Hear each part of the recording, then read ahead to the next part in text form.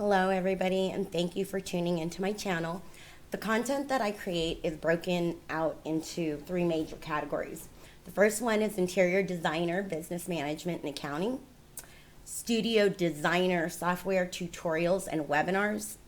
And basic financial literacy, which will kind of encompass all things basic financial literacy. So that means whether you're a business owner or an individual, there will be things there just that pertain to those topics. Okay, I tried my best to organize the videos by playlist, so be sure to check out the full playlist and recommended videos at the end of each series, okay, depending on what order you're watching these things in. Be sure to hit the thumbs up button below and subscribe to stay updated. Please also feel free to comment any questions you may have or topics that you'd like to see covered. That being said, I am just going to go ahead and dive right into the continuation of partnerships and equity. This is not a topic that I expect everybody to grasp. Like I said, it's primarily kind of to go over the theory and general practices, kind of explain what it's about and kind of what affects that. And now I'm kind of diving into a little more complex issues, right? Things can happen all the time, and I kind of want to dive into that, okay? So that being said, I'm going to take you into my Studio Designer, and not everybody will use this software, but for the sake of training, and since the majority of people I work with, I do put on this software, we're going to just pretend that we are at December 2023, just so we can kind of take a look at what the owner's equity looks like after a full year, okay? And here in this case, okay, if you watch the video that preceded this one, you will find that I did say in order for us to initially open the new business bank account, we took $5,000 from each partner, okay, and then we went ahead and deposited that to open the bank account, okay. So that's what the $5,000 on each looks like here. But when we get to the end of the year, like I said, you're going to be receiving, as a business owner, you receive a K1, okay? The difference in a Schedule C, in which one business owner or sole prop may claim their business on their personal tax return as a Schedule C. In the case that we're looking at, the difference with a partnership is that that partnership agreement is filing its own tax return, right? It has its own EIN and all that. And that EIN then issues K1s, and those K1s go to the business owners or partners. And then those partners claim those income loss or whatever it is. The allocation is based on the partnership agreement, and then we issue those K1s, okay? Don't let it get over your head, because it really isn't that difficult. You want to make sure that you always realign these despite whatever happens, okay? And what exactly does that mean? I'm going to show you. So in this case, what we're saying is that, yes, we got $5,000 from each partner to open the bank account. And over the course of the business year for 2023, we earned a profit of $113,191.50. Okay. If we were to allocate that, depending on what the ownership percentages are, and remember I said I always recommend, I don't ever recommend going 50-50, because like I said, somebody needs to have the final say, okay, in the event that we can't agree. So in the example that we're going over, I am using the splits of 51% and 49. 51-49% splits, meaning one partner is going to have 51% ownership and the other partner is at 49. So having gone over that, if we collected an even amount, from each, which I normally don't do that, if we knew that one partner was going to be at 51% in the beginning, I would have asked them to bump theirs up, okay? But here we didn't do that. I want to walk over what now it looks like to put in the K1 splits, okay? So in a normal case scenario, okay, and I did work these out before I decided to start recording, right? So in a normal situation, here I put equal capital, meaning the money that was contributed, the 5,000, it was equal. However, partner one claims more of the profitability here because we need to realign this, okay? The owner's equity is basically your claim of whatever's left, meaning, okay, I like to simplify things. I want to make this really simple. So if this is the financials we're looking at, and we were to go in and liquidate everything, and I said this in the other video, if we were to liquidate everything up here, meaning cash out all the cash, collect all the money that's due, that kind of thing, and then, you know, cash out the security deposit that we did when we got the office, pay off anybody that we owe. We don't have any liabilities except, we don't even have a credit card on here except for these bills, right? So if we were to take that, we would liquidate and we would have just over 150,000. We only owe just under 30 in our business. So that means once we do that, we would have 123, 190, 150 left, okay? And that is what owner's equity is. It's how do we allocate what's left? Should we close our doors tomorrow? That's kind of how I like to think about it. So in that case, I'm going to go ahead and close this down because I want to take a look at what this looks like and what it does, okay? So at the end of the year, and you don't see it here and I can't fast forward it to 2024, but at the end of the year, the profitability, you're not going to understand that it's basically a retained earning. What does that mean? Retained earnings is money that we've made but we've kept in the business, okay? Like we didn't cash it out, okay? So in the case that I'm going to show you, I did make a template, and this isn't normally how we would post anything like this. I am just doing it like this so I have the ability to delete them. You can't delete journal entries in Studio, for those of you that don't know that. So that's why I'm opting to do it this way. The only way to be able to delete this entry would be to do it as a distribution like this. So do not normally post this the way I'm doing it. Okay, so I just posted, and all I did was act like I was going to just split, I was going to just split these profitability up accordingly, right? So I'll show you what that looks like now when we pull our financials, because I did just post that entry, and we're going to go all the way to December, and now we can look at it. Let's take it down. So now you can see that the owner's equity is split accordingly. Even though we both contributed the same amount and we didn't take anything out, this is what each partner should be claiming on their personal tax return as a result of this business. Okay, and this realigns them back to 5149. Okay, and I'm gonna go ahead and show you another example, because I want you to see what different things can do in the normal course of business, okay? So in order to show you the next situation, I'm just going in here and deleting this so I can repost it. Okay, so by doing that, I just want to show you again, this makes my financial statement, it just brings it right back to normal as if I never posted that, okay? Now, this is a little bit redundant, but I want you to see this, okay? So now what I'm going to do, you can see here that we both contributed the same. What happens if somebody takes money out of the business?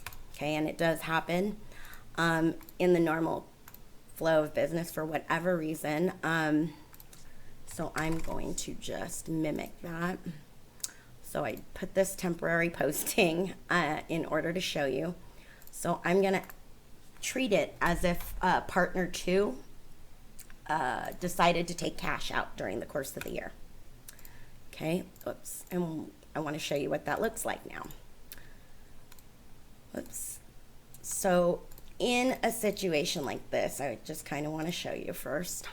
Now when we scroll down to the owner's equity, you now see that only partner one has equity. Why is that? Okay, I'm going to show you. So because I'm hiding my subledgers, I did, normal accounts do not look like this. I did this for the sake of training. So I want to show you something. So now when I show my subledgers that I previously hid, I want you to see this, because basically I said, yes, both partners gave cash, $5,000 to open the bank account. However, sometime during the course of this year, the year, right, when we said all these different things happen in the normal course of business, somehow, some way, partner number two said, they needed the money for whatever reason, or they needed it, right? I see it happen all the time. So what does this mean? So basically, it's as if, so during the course of the year, at some point, he took out that $5,000, or he or she. So what that means is, yes, you contributed, but you took it back. So it was like you gave it and you took it back, or you got paid back. So having that situation happen, and again, these add up. So I want to show you. So when that happens, that is why it looks like partner two has no equity. Okay, and that's correct. But what happens then for the K1, because the K1, again, that explains your share of the business profit or loss. But in the case where you've taken the money, all we're saying is that you've already taken that out. Okay, so in order to realign how this looks in ownership, I have to realign those equity accounts. Okay, now I don't want this to get over too many people's heads. And if anything at all that I'm saying doesn't make sense, like I said, you're more than welcome to book a call or take it up with your CPA. Okay. So what I'm going to do now in this case is go back and do the same entry, but I'm going to change it. Okay. We're still using the same dates. And in this case, I'm changing it to the numbers that I worked out beforehand. So I can make these postings easier. Whoops, this is going to be off by a penny. There we go. Okay, so now what I'm going to do is post the same posting.